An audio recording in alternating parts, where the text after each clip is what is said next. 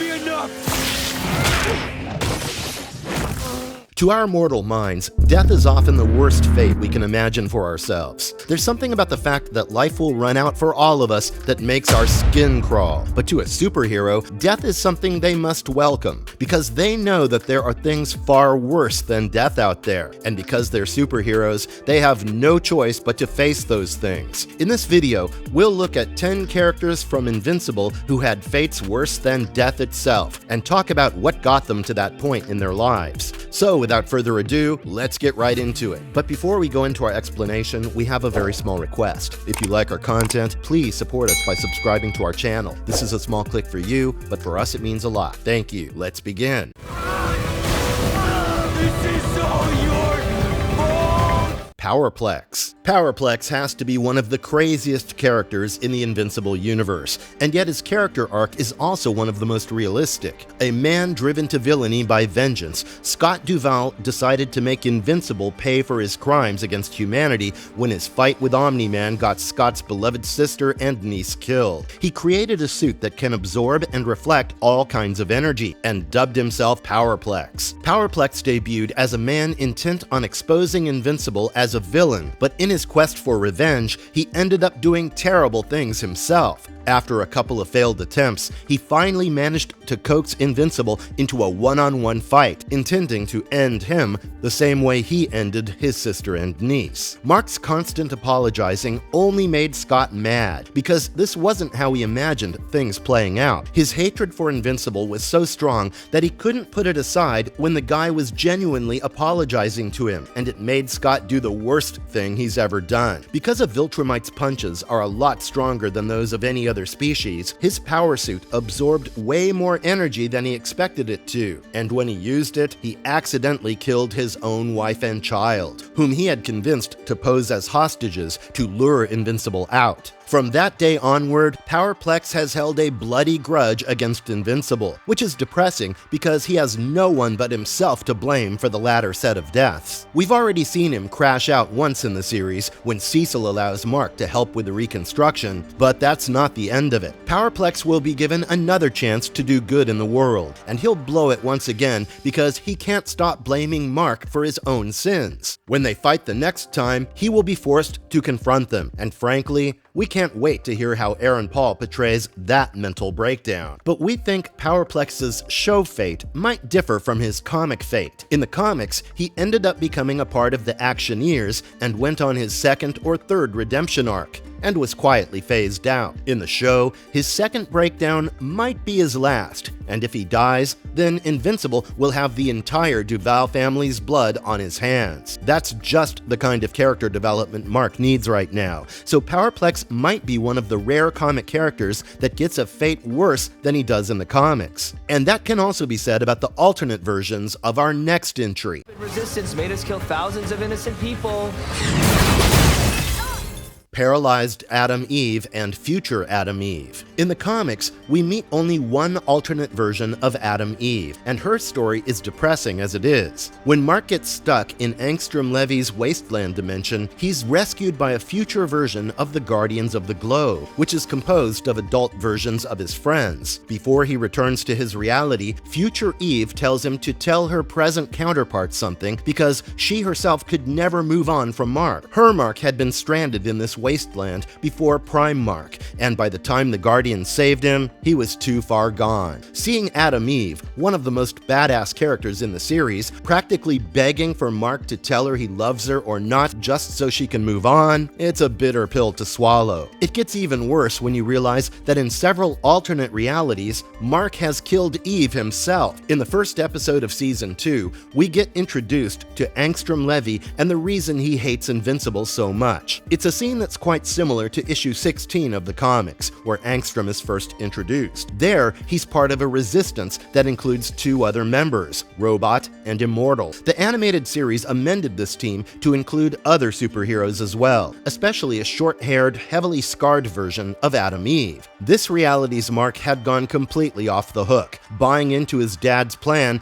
and laying waste to Earth as a means to restore peace. When he attacks the resistance, he wants to kill every single one of them, except Eve, whom he wants by his side forever, whether she likes it or not. Evil Mark ends up breaking alternate Eve's neck in such a way that she's paralyzed, and alternate Omni-Man remarks that this must have been why his son was practicing that move on protesters in the days leading up to it. We feel particularly bad for this version of Eve, because at least the others got to die. She was probably forced to bear witness to Omni-Man and Invincible's evil without the ability to do anything about it, and in the worst case scenario, Mark would probably have forced her to have his kids as well. It's the most twisted depiction of his love for Eve we've seen yet, and that's why future and alternate Eve are both on our list.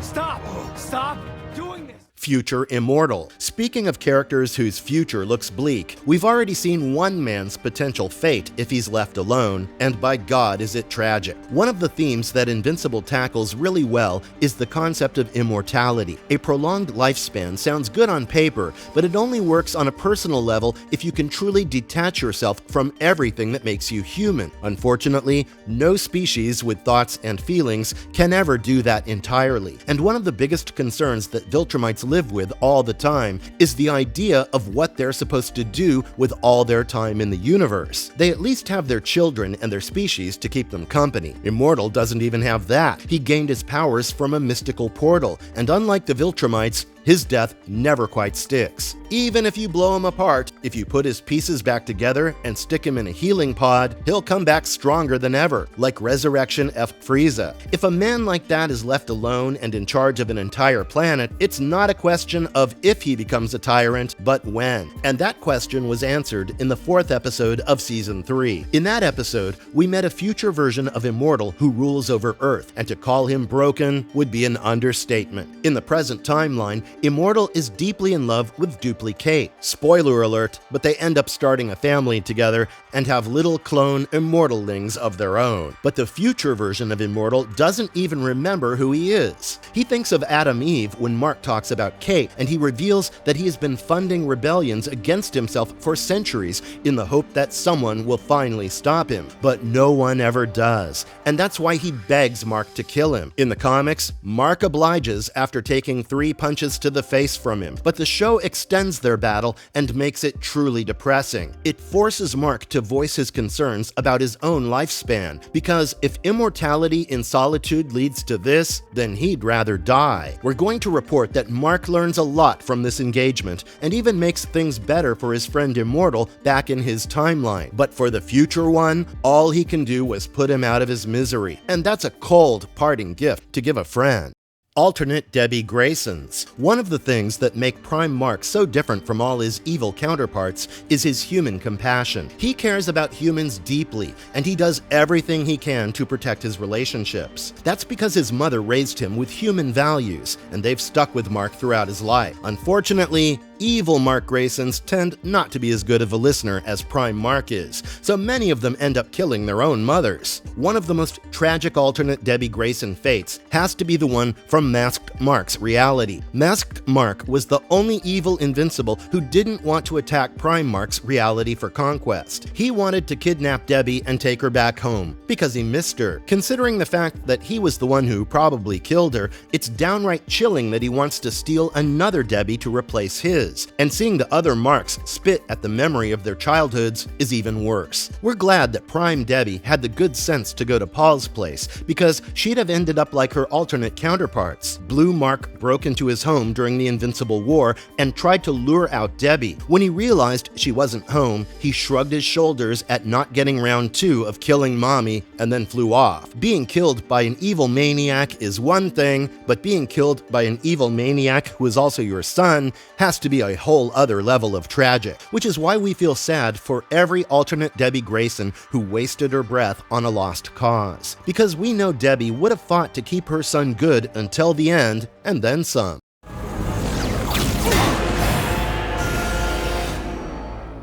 the 8 alternate marks. Karma is the word, and you all know what it is, right? Kill your mom, kill your girlfriend, kill your dad, and you will be punished by being stranded in a dimension with no escape and 7 depraved versions of yourself. But here's the thing, despite all of the destruction they caused during the Invincible War, Kirkman somehow managed to give his evil Invincibles an even more terrifying fate. He turned them into Andy's survivors. Spoiler warning for everything from this point, because it's all comic-based. Being stuck in a wasteland with no resources to survive off of leaves every evil mark with one option, and that is, well, cannibalism. In the comics, we learn that while they try holding out for a long time, in the end, 7 mark variants unite against one of themselves to ensure their own survival. They're led in this by Sinister Mark, aka Mark with a cape. At first, they convince themselves that they're doing this to stay alive, but within a few days, it becomes clear that Sinister Mark has lost his mind. He starts playing the remaining Invincibles against each other and ends up becoming a feral cannibal who kills to eat, not to survive. By the time help arrives for the evil Invincibles, only 2 of them remain, and the other one is terrified of Cannibal Mark. He takes any opportunity he can get to kill him, and when he does, he looks extremely relieved about the nightmare finally being over. The entire Final 8's fate is one of the darkest things we've ever read, and it's definitely a fate worse than death.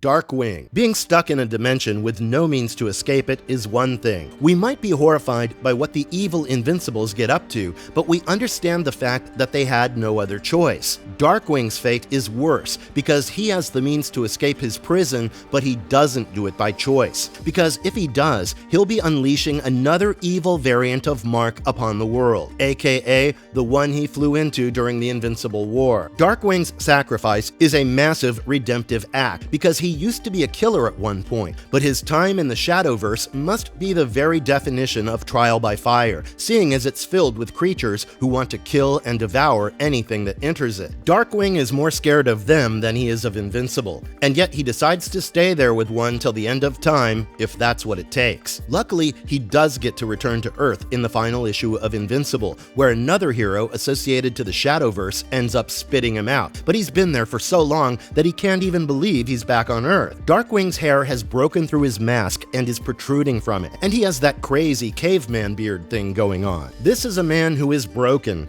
and needs a lot of rehabilitation and therapy before he can think about going back to being a superhero. And we have no idea what exactly happened to the Invincible he went into the Shadowverse with. We assume that Darkwing let go of him as soon as he got there, because that's the only way to see anything in that damn place. But he didn't come out immediately after, so that means evil Invincible also must not have let go of him while he was stuck there. Fighting Invincible for years while trying to survive the onslaught of unseen creatures akin to Lovecraftian gods, we understand why Darkwing emerges from his shadow prison broken, possibly beyond repair.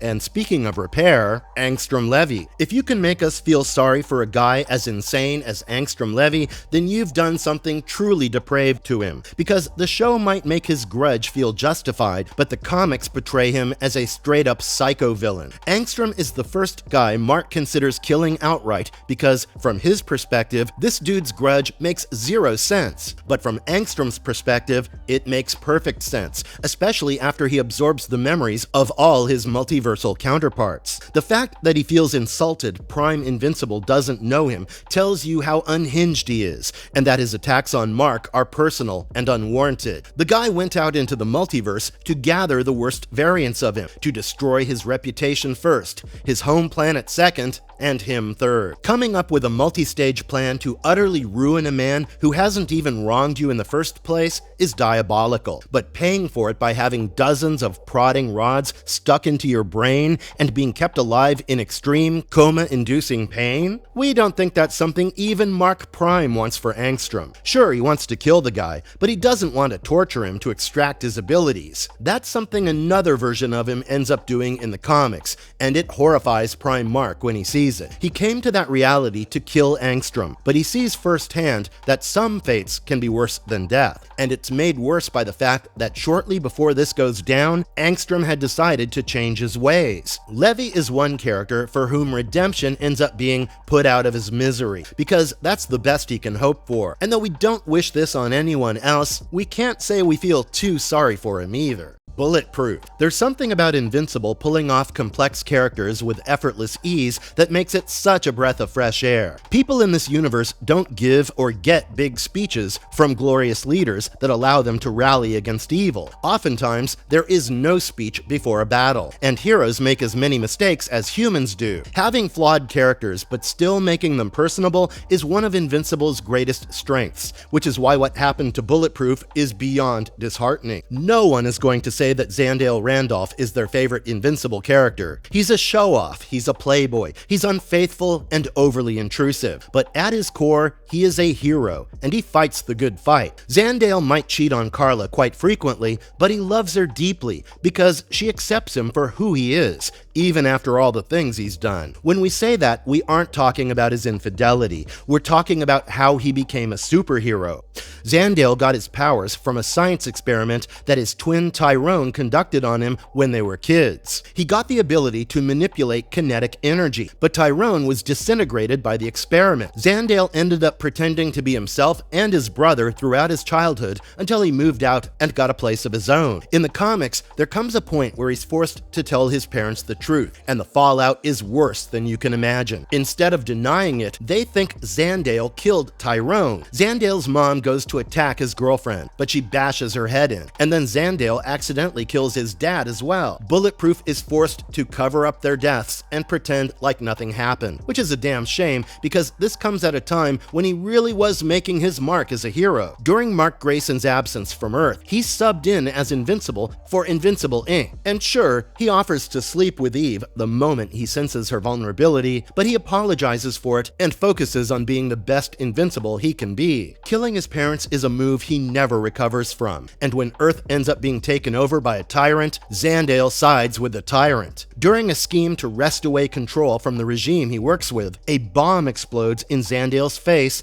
and he loses half of his flesh, but he never gets reconstructive surgery. He stays that way because to him, it's penance for his sins, and in the end, Zandale Randolph dies as the lackey of a brutal regime that oppressed humanity's freedoms, as opposed to the hero he was growing into.